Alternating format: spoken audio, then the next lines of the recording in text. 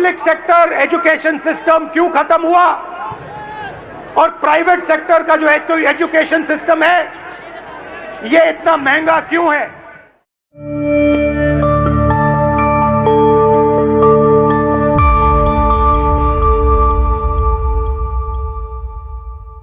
दोस्तों, क्या देश के लाखों छात्रों के सपने भर्ती परीक्षाओं में घोटालों और प्रतियोगी परीक्षाओं के पेपर लीक होने के चलते यूं ही बिखरते रहेंगे?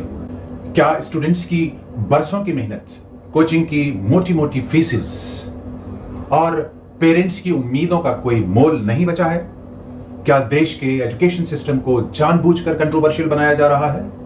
सरकारी शैक्षिक संस्थानों और स्कूलों को खत्म करने के पीछे की बड़ी साजिश को बेनकाब करने की नीयत से राजस्थान के कोटा से leader of opposition Rahul Gandhi ने एक नए अभियान की शुरुआत कर दी है। आपको बता दें, राजस्थान का कोटा वो शहर है जहां हर साल लाखों युवा अपने सपनों को लेकर आते हैं, लेकिन यहां कई बार सफलता की चमक के पीछे संघर्ष, तनाव और टूटती उम्मीदों की कहानियां भी छुपी रहती हैं। राहुल गांधी का कहना है कि यह लड़ाई सियासी नहीं बल्कि उन करोड़ों युवाओं के फ्यूचर और उम्मीदों को साकार करने की जंग है जो युवा अच्छी नौकरी, निष्पक्ष और पारदर्शी भर्तियां, fair and leak proof exams और अपने भविष्य की गारंटी चाहते हैं। राहुल गांधी का आरोप है कि देश का युवा आज बेरोजगारी, पेपर लीक और अनसर्टेन फ्यूचर, अनिश्चित भविष्य के दोहरे संकट से जूझ रहा है। लेकिन सवाल वही, क्या यह अभियान युवाओं की आवाज बनकर देश के एजुकेशन सिस्टम को बदल पाएगा, या फिर यह अभियान भी भारतीय राजनीति के नाकाम और बेनतीजा अभियानों की लंबी सूची का हिस्सा ही बनकर रह जाएगा? क्या देश का युवा अपने हक की इस लड़ाई को अब सड़कों पर उतरकर खुद लड़ने जा रहा है?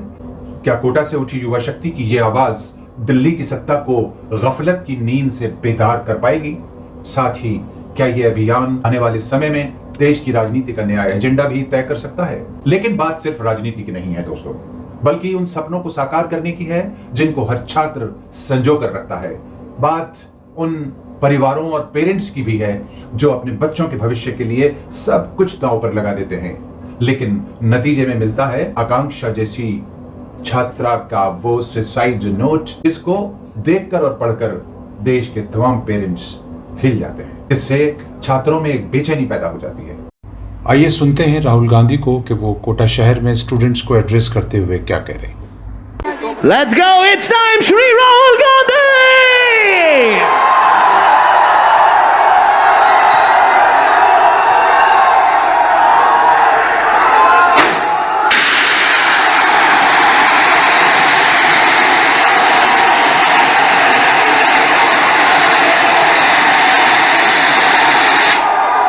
Oh my God.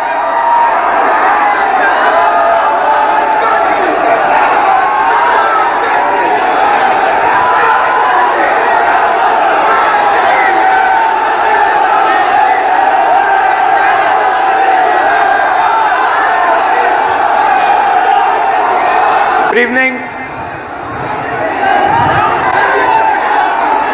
I'm very happy and honored to come to stand here in front of you, in front of you in Kota.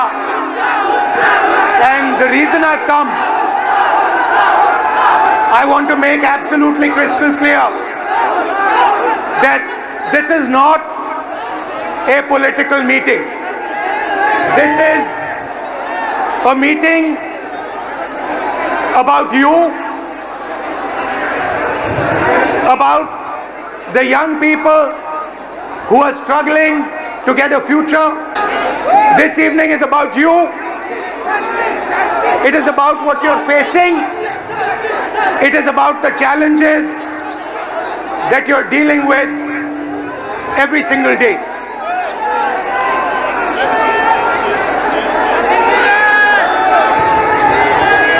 Some time back, I walked from Kanyakumari to Kashmir. 4,000 kilometers रास्ते में आप जैसे लाखों युवाओं से मैं मिला, हजारों युवाओं से मेरी बात हुई, डिस्कशन हुआ, और मेरा एक ही सवाल होता था, आप क्या करना चाहते हो?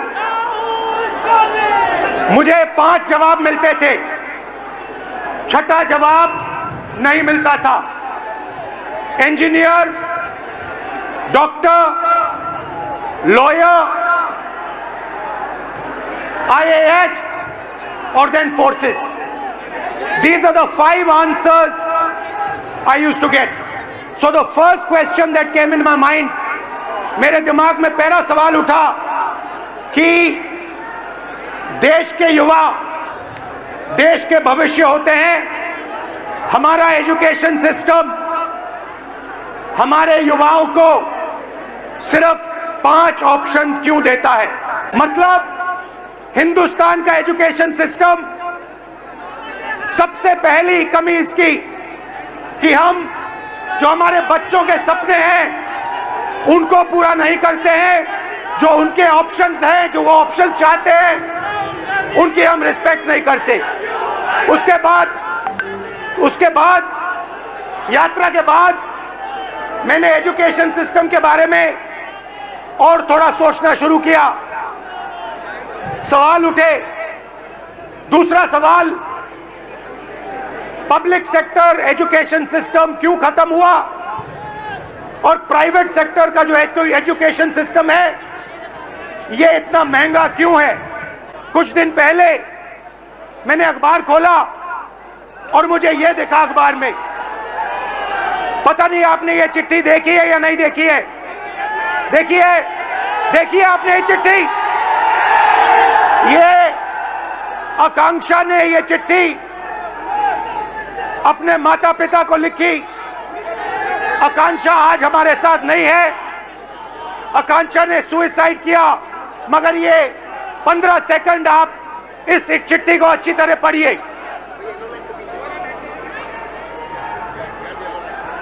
ये आकांक्षा डॉक्टर बनना चाहती थी। इनके पिता से कुछ दिन पहले मेरी बात हुई। पैरालाइज्ड हैं, कर्ज लिया।